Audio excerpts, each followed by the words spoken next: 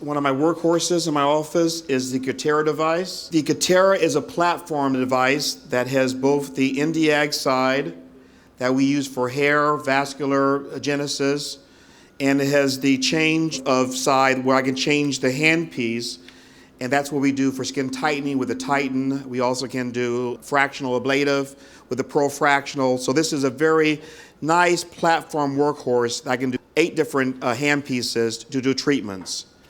One of my favorite treatments I do in my practice is the microablative Nd:YAG laser. You saw Fran Cook-Bolden talk about it being done for hair. We don't use it for hair. We think that the long pulse Nd:YAG lasers are more effective for hair. We do it for texture and complexion. I have 2 choices. I have a Titan handpiece on, which is for skin tightening. I have the Nd:YAG laser choice on my screen. I'm pushing Nd:YAG. Now I've got the choice between doing vascular, hair, or genesis. Genesis is the microsecond Nd:YAG laser upholsteration, 0.3 milliseconds. I'm going to do it at 13 joules per centimeter squared and doing that at 5 hertz, 5 shots per second. It feels like someone's sprinkling water on you. We call it the laser facial. So it's a very nice intro procedure for patients. We use it for dark spots, for complexion, for texture.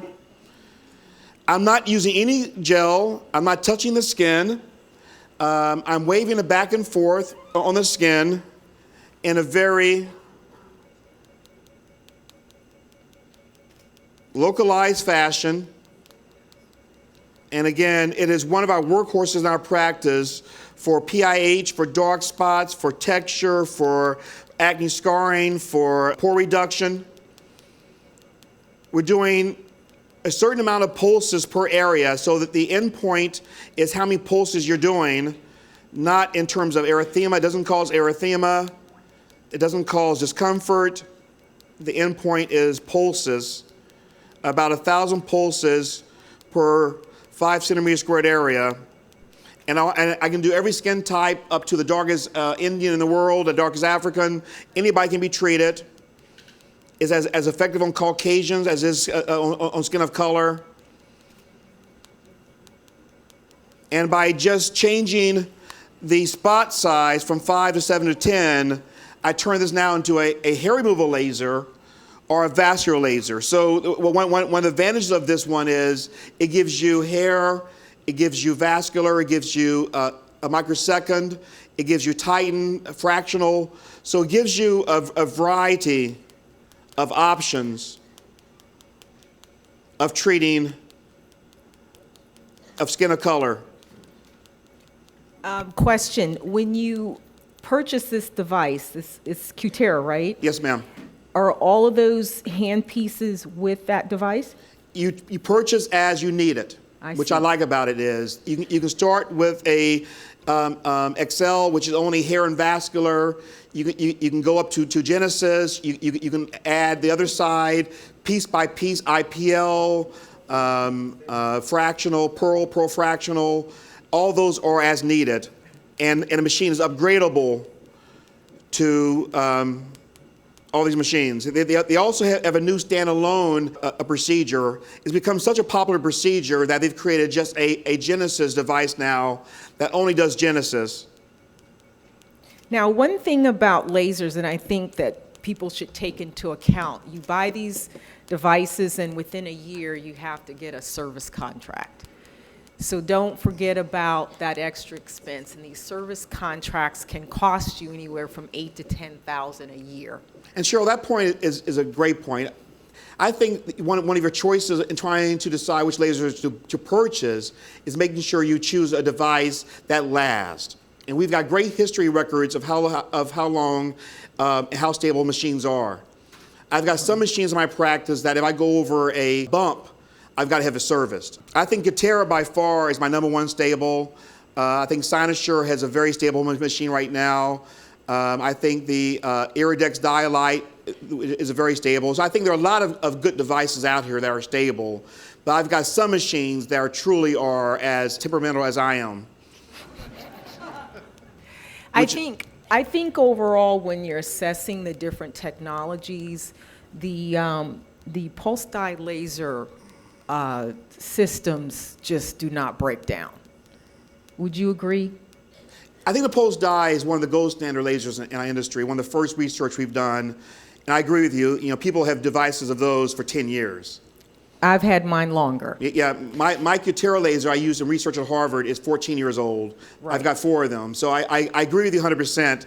I think that's a crucial point when trying to choose which this is an investment, an expensive investment. And as you said, they do break down over time.